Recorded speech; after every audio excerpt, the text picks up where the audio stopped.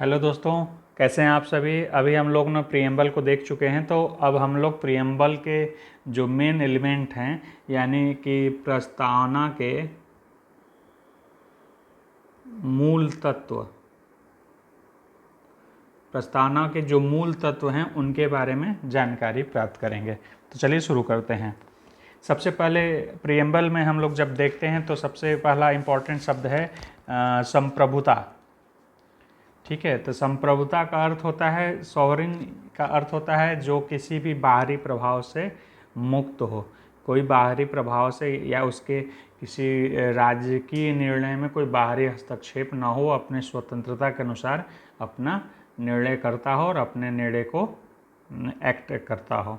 तो संप्रभुता शब्द का पहली बार मतलब पहला यूज हुआ है इसमें प्रेम्बल में कहा गया है कि हम भारत के लोग भारत को एक संपूर्ण प्रभुत्व संपन्न यानी संप्रभु राज्य बनाने की कामना करते हैं। तो इसमें प्रश्न ये उठता है कि जैसे कि हम लोग यूएन का या राष्ट्रमंडल के सदस्य राष्ट्रमंडल का सदस्यता ले लेते हैं, तो क्या ये हमारे संप्रभुता को रोकेगा या संप्रभुता को प्रभावित करता है या सॉवरेनिटी को हमारे कम कर देता है? तो ऐसा बिल्कुल नहीं है। संविधान से अलग यह घोषणा संप्रभुता को किसी तरह से प्रभावित नहीं करती है। ठीक है, हर देश अपना निर्णय करने के लिए स्वतंत्र है, इसके सदस्य होने के साथ साथ भी। ठीक है, फिर दूसरा शब्द आता है समाजवादी। ये ध्यान रखना है, 42nd कॉन्स्टिट्यूशनल अमेंडमेंट के द्वारा इसको जोड़ा गया था। या समाजवादी शब्द जोड़ दिया गया, इसका मतलब क्या भारत इससे पहले कभी समाजवादी नहीं था? बिल्कुल था। इस शब्द को जोड़ दिया गया, लेकिन ये शब्द ना होते हुए भी इसके नेचर में, कॉन्स्टिट्यूशन के नेचर में समाजवाद भरा हुआ था। इसको हम लोग देखते हैं समाजवाद कहाँ स्थित है, तो नीति निर्देशक तत्वों के रूप में हम देख सकते हैं कि समाजवाद जुड़ा हुआ है। कॉन्स्टिट्यूशन के नेचर को नीति निर्देशक तत्वों में हम देख सकते हैं कि कॉन्स्टिट्यूशन का नेचर समाजवादी प्रकृति का है, जिसमें लोगों के वेलफेयर, मास के वेलफेयर की बात की गई है, जिससे पता चलता है कि सामाजिक नेचर का ये तत्व है इसमें। अब हम किस तरह के समाजवाद की तरफ जाना चाहते हैं? अगर समाजवाद है तो कैसा समाजवाद है? क्या वो चाइना की तरह या फिर रशियन भी तो सोशलिस्ट हैं, लेकिन उस तरह के समाजवाद की तरफ जाना चाहते हैं? बिल्कुल नहीं। हम लोग डेमोक्रेटिक सोशलिस्ट हैं, यानी कि लोकतांत्रिक समाजवाद की तरफ जाना चाहते हैं, न कि साम्यवादी और राज्य क्षेत्र समाजवाद जो राज्य के उत्पादन और वितरण पर कंट्रोल कर लेते हैं। ऐसा समाजवाद की तरफ हम नहीं जाना चाहते हैं। हम लोग डेमोक्रेटिक समाजवाद की तरफ जाना चाहते हैं। ये डेमोक्रेटिक समाजवाद क्या है?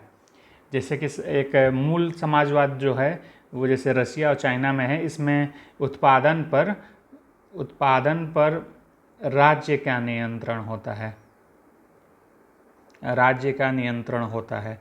लेकिन हम लोगों ने क्या किया, हम लोगों ने एक यूनिक थ्योरी लेके आए और भविष्य में उसके बाद लाने के बाद विश्व की अनेक अर्थव्यवस्थाओं ने इसको अपनाया, डायरेक्ट रूप से, इनडायरेक्ट रूप से, लेकिन राज्य के हस्तक्षेप, जो जैसे अब यूएसए पूरी तरह से क्या कहते हैं, पूंजीवादी देश है, लेकिन इसने भी राज्य की महत्ता को समझा और उसने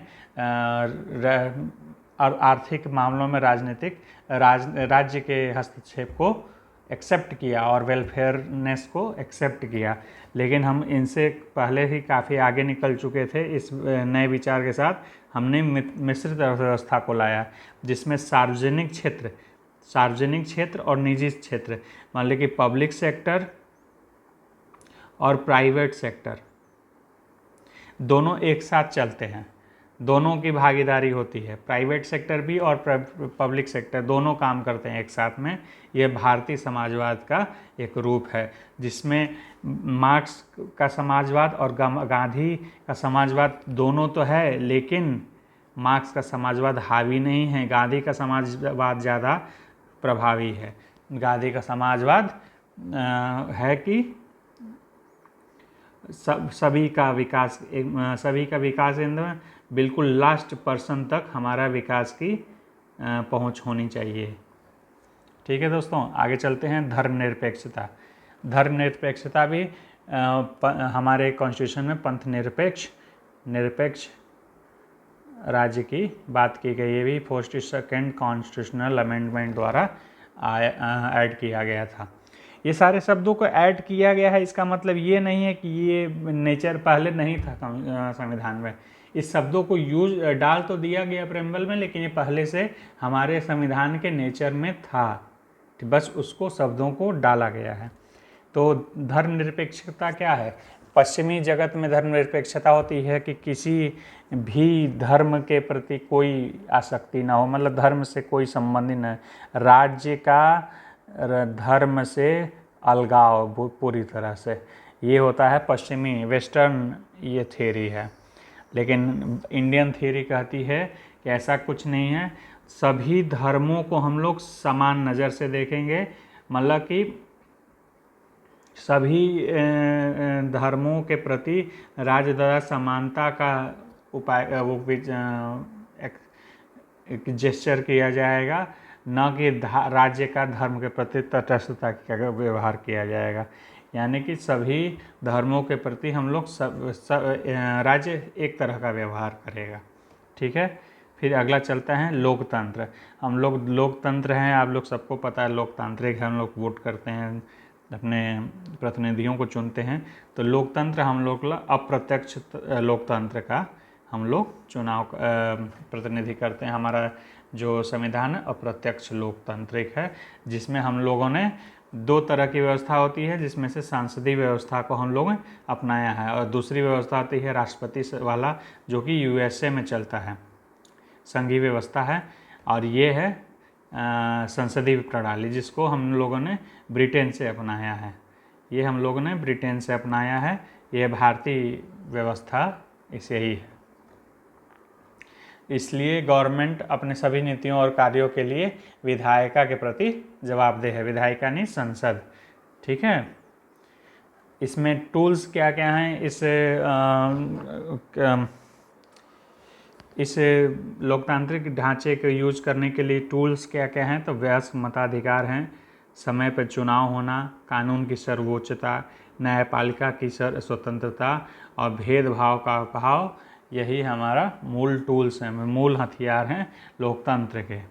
ठीक है, गणतंत्र। अब आता है कि हम लोग लोकतंत्र हैं, तो ये गणतंत्र क्या चीज़ है? ये भी तो वही चीज़ है, देखने में बिल्कुल वही चीज़ है। लोक गणतंत्र इसलिए हम लोग कहते हैं क्योंकि हमारा हेड ऑफ स्टेट कौन है? राष्ट्रपति हैं।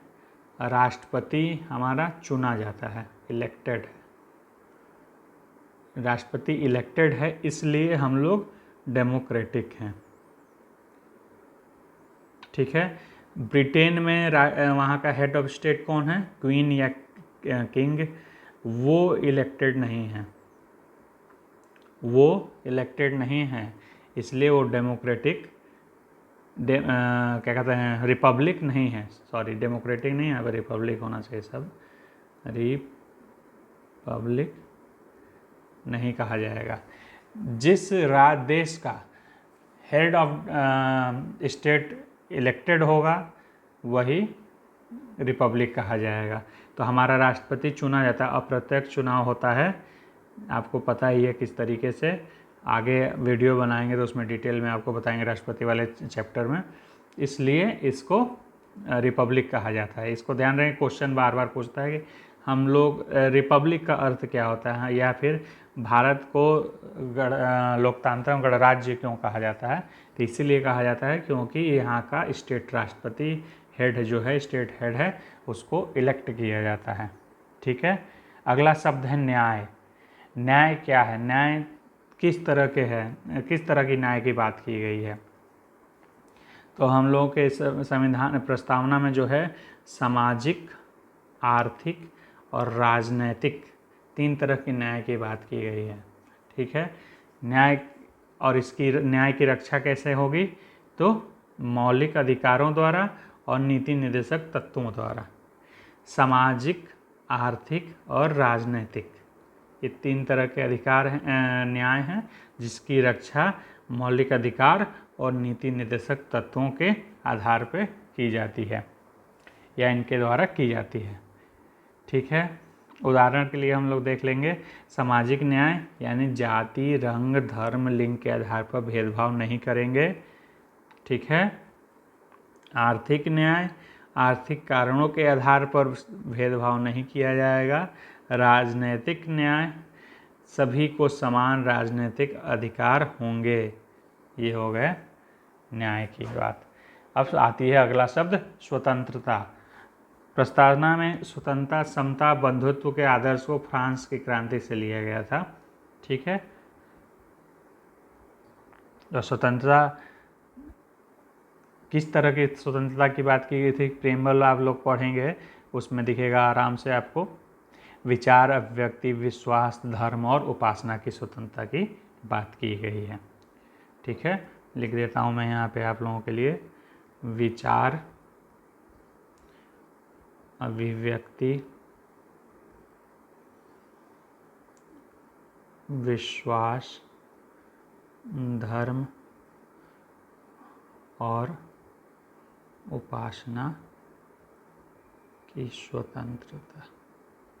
ठीक है, समता, समता मतलब कि समानता, कैसी समता हो, अवसर की समता है।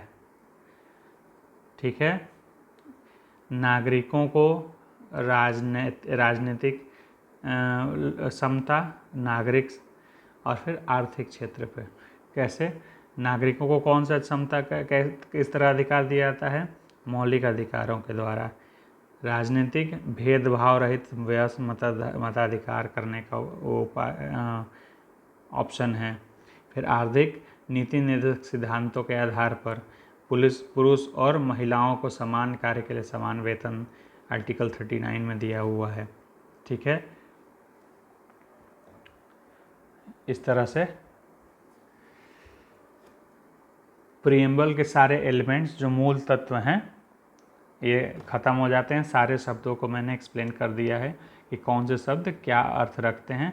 इसके अलावा आप प्रीएम्बल को बार बार एक बार ज़रूर रिवीजन करते रहें। इसको ये आपको याद होना चाहिए प्रीएम्बल क्या हुआ है। बस प्रीएम्बल में एक बहुत चीज़ बस यही ध्यान रखना है कि 42nd कॉन्स्टिट्यूशनल अमेंडमेंट है, यही इंपॉर्टेंट है, यही बार बार आता है कि कौन सा अमेंडमेंट है, तो एक ही अमेंडमेंट है। ठीक है, थैंक यू, मिलते हैं नेक्स्ट वीडियो में, टेक केयर।